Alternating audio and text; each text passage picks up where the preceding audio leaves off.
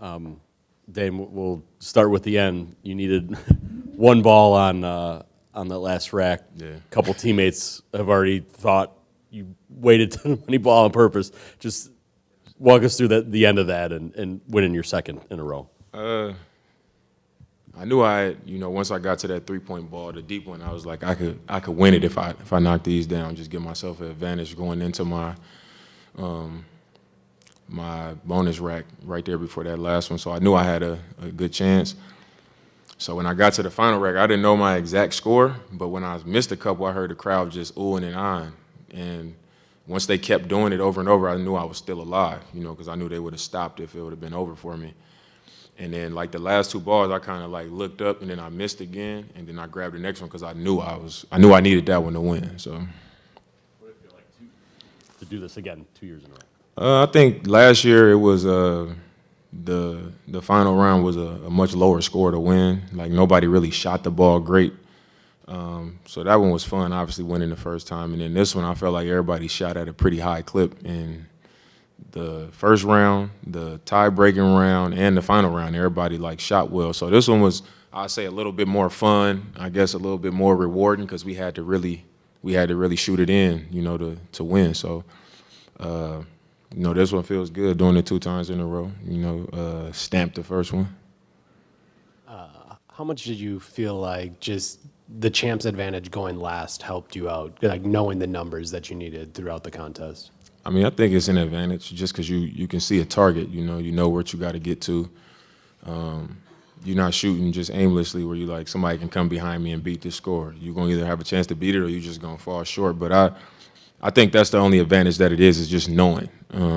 You can still go out there and miss. So I like that advantage because I can see it and I can, as a shooter, you know how to tighten up and be sharp and, and go try to hunt somebody down if it comes down to it. So I think it helped me for sure. In the lead up to this, we talked to Malik a lot about how he was preparing. I don't remember actually talking to you about how you were preparing. So how did you go about this? I didn't prepare at all. I think that's the key to it. And I kept telling Bees, like, my first 2 times I did it, I was practicing. I had racks. I was doing all this stuff, trying to get ready for it, and I went out there and just didn't win. And then last year, I just went in there. I never practiced. I never shot off a rack. I didn't do nothing. I just showed up and won.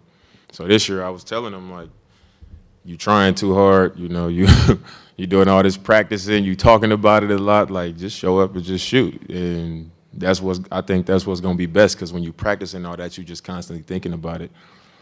And that was it, but I didn't practice at all. Third row in the center. Dan, this is only kind of semi-related to the three-point contest, but you've obviously helped shift the NBA with just the volume and the deep threes that you take. What do you feel like it is about right now the scoring surges we're seeing? Obviously, you had a 70-point game last year. What do you think it is about these surges you're seeing that really just the defense hasn't really caught up to maybe the new evolution of the offenses?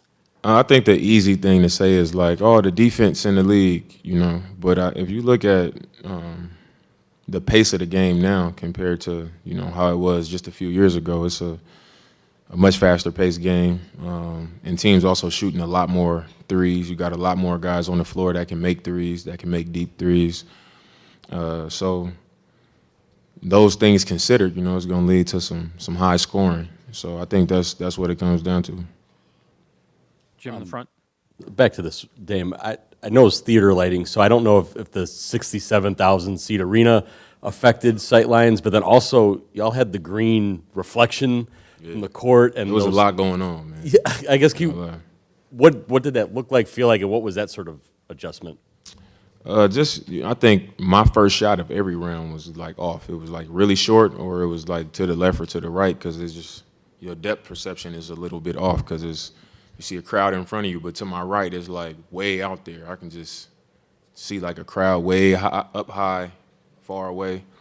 So it just threw me off a little bit. And then I just settled in. And then another time I was running from, I think, the corner to the wing. And as I was running, I was trying to like look down to where the line is and on.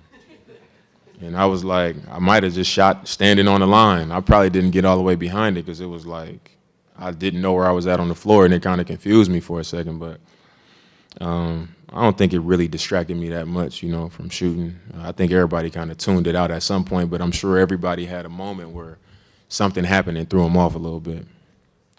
Third row on the right. Been hot before. He scored 60 points, and you know when you entered into the zone, that rhythm. Do you feel the same rhythm in this type of atmosphere, and especially today? Yeah, I mean, in games, it's people guarding you, you running around, you a little more tired, and you still can get into that rhythm. But as a shooter, sometimes when I'm working out, I might hit 50 threes in a row. Once I just keep seeing the ball go in, and it's the same motion over and over. So when it's like repetition and you just kind of turning and once you get comfortable with that motion, it becomes an easy shot and you can get into that zone pretty easily. Last question here on 2.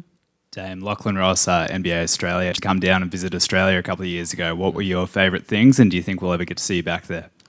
My favorite thing, I went to the zoo, and they let me watch them feed the lions, and it was crazy. Like, I saw them in the cage. They let me watch them feed them, and the lions saw the food coming, but they were still in the cage, and they started just like kind of roaring a little bit, and it was like, I was probably as far as I am from you, from the cage, and like my chest was vibrating because it was just so powerful that it was like, it's crazy. Like, that was a great experience. Thanks, Damien. For sure.